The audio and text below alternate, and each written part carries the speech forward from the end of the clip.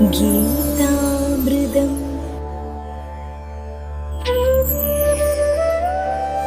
അഹങ്കാരം മാത്രമേ കാണൂ. ഞാൻ ചെയ്യുന്നു, ഞാൻ എൻ്റെ ബലം. അവരുടെ എന്തിലാണ് അവർക്ക് അഹങ്കാരം? അവരുടെ ശക്തിയിൽ.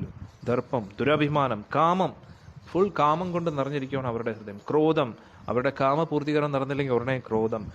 അന്നേരം അവരൊരിക്കലും എന്നെ അവർ മനസ്സിലാക്കുന്നില്ല. എന്നോടും അവർക്ക് അസൂയായിരിക്കും. അവരുടെ അഹങ്കാരം കൊണ്ടും അവരുടെ ശക്തിയിലുള്ള ദുരഭിമാനവും കാമവും ക്രോധം കാരണം അവർക്ക് എപ്പോഴും എന്നോട് അസൂയായിരിക്കും. ഞാൻ അവരുടെ ശരീരത്തിലിരിക്കുന്ന സർവ്വ ജീവജാലങ്ങളുടെയും ഹൃദയത്തിലിരിക്കുന്ന പരമാത്മാവിനെ അവർ തിരിച്ചറിയത്തില്ല. അവർ യഥാർത്ഥ ധാർമ്മിക പ്രവർത്തികൾക്കും വിരുദ്ധമായിട്ടേ അവരെപ്പോഴും നിൽക്കും. ഹരേ കൃഷ്ണ.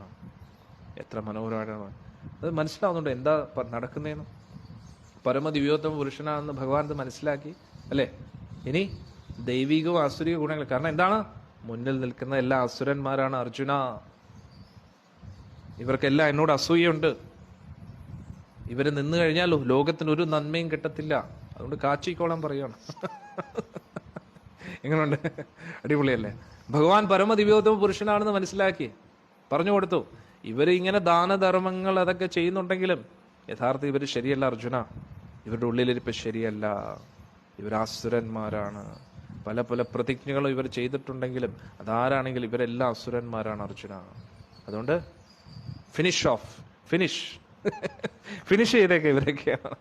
ഇവരെല്ലാം യഥാർത്ഥ ധർമ്മത്തിന് വിരുദ്ധമായിട്ട് നിൽക്കുന്നവരാണ്. അവർ നിന്നെ ദ്രോഹിച്ചതായിട്ട് ചിന്തിക്കാതെ അവർക്ക് യഥാർത്ഥത്തിൽ എല്ലാവിധ ധർമ്മിഷ്ഠരോടും അസൂയായിരിക്കും. നീ ധർമ്മിഷ്ഠരായതുകൊണ്ടാണ് അവർക്ക് അസൂയ. ഇതേപോലെ ഏത് ധർമ്മിഷ്ഠർ വന്നാലും നീ ഇവിടുന്ന് പോയാലും അവർക്ക് അവരോടൊക്കെ അസൂയ കാണും. അതുകൊണ്ട് ഇനി നോക്കണ്ട, കീറിക്കോളം പറഞ്ഞു. ഇതിന് കാരണം എന്താണ്? ആസുരിക ഗുണങ്ങളുടെ കാരണം എന്താണ്? 3 നരകങ്ങളിലേക്കുള്ള കവാടങ്ങളുണ്ട് അർജുന. അതാണ് മെയിൻ പ്രശ്നം. എന്താണ്? കാമക്രോധസ് തഥാ ലോഭസ്. കാമാസക്തി, അമിതമായ ഭൗതിക ആഗ്രഹങ്ങൾ, ക്രോധം, അത് നടക്കാത്തപ്പോൾ ഉണ്ടാകുന്ന ക്രോധം, പിന്നെ ലോഭം, അത്യാഗ്രഹം, ആർത്തി പണ്ടാരങ്ങൾ അല്ലെ? ത്രിവിധം നരകസ്യേതാം ദ്വാരം നാശനമാത്മന. എല്ലാ ആത്മീയ ഗുണങ്ങളെ നശിപ്പിക്കുന്ന ഈ ആസുരിക ഗുണങ്ങളുടെ ഉദ്ഭവം 3 കാരണങ്ങളാണ്. കാമക്രോധ ലോഭം. തസ്മാത് ഏതത്രയം ത്യജേതി. അതുകൊണ്ട് ബുദ്ധിമാനായിട്ടുള്ള വ്യക്തി ഈ 3നെ ത്യജിക്കണം. കാമാസക്തി പാടില്ല, ക്രോധം പാടില്ല, പിന്നെ ലോഭവും പാടില്ല.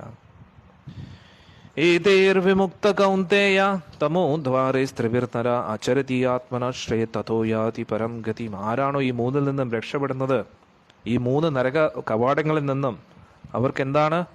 ആത്മസാക്ഷാത്കാരത്തിന് വേണ്ടി പ്രവർത്തിക്കാൻ പറ്റും. അവർ പരമമായിട്ടുള്ള ലക്ഷ്യത്തിലേക്ക് ഇങ്ങനെ പ്രയാണം ചെയ്തുകൊണ്ടേയിരിക്കും. ആരാണോ ശാസ്ത്രവിരുദ്ധമായിട്ട് ഞാൻ പറയുന്ന ഈ കാര്യങ്ങൾക്ക് അവഗണിച്ചുകൊണ്ട് അവരുടെ സ്വന്തം ഇഷ്ടപ്രകാരം ഓരോന്ന് ചെയ്യുന്നത്, അവർക്ക് ഒരിക്കലും സിദ്ധിം അവാപ്നോതി ന സുഖം ന പരാം ഗതിയും. അവർക്ക് ഒരു തരത്തിലുള്ള അവരെന്തൊക്കെ ചെയ്താലും അതിലൊരിക്കലും അവർക്ക് പൂർണ്ണത കരസ്ഥമാക്കാൻ കഴിയില്ല. അവർക്കൊരിക്കലും ഈ ലോകത്തിൽ ഈ ജന്മത്തിൽ സമാധാനം കിട്ടത്തില്ല. അടുത്ത ജന്മം അവരുടെ പോക്കായിരിക്കും ആസുരിക പ്രവർത്തി ചെയ്യുന്നവർ. അതുകൊണ്ട് ആരാണ് ശാസ്ത്രങ്ങളൊക്കെ നല്ലപോലെ പഠിച്ച് ആസുരിക രീതിയിൽ സ്വന്തം ഇഷ്ടപ്രകാരം ചെയ്യാതെ ശാസ്ത്രങ്ങളൊക്കെ പഠിച്ച് ആ ശാസ്ത്രത്തിൽ എന്ത് ചെയ്യണം അത് ചെയ്യണം, ചെയ്യാൻ പാടില്ലാത്ത കാര്യങ്ങൾ ചെയ്യാൻ പാടില്ല, ഇതിനെയൊക്കെ നിബന്ധനകളൊക്കെ മനസ്സിലാക്കി ക്രമേണ ആസുരിക ഗുണങ്ങളിൽ നിന്നും പുറത്തു വരാൻ ശ്രമിക്കണം. എങ്ങനെയുണ്ട്?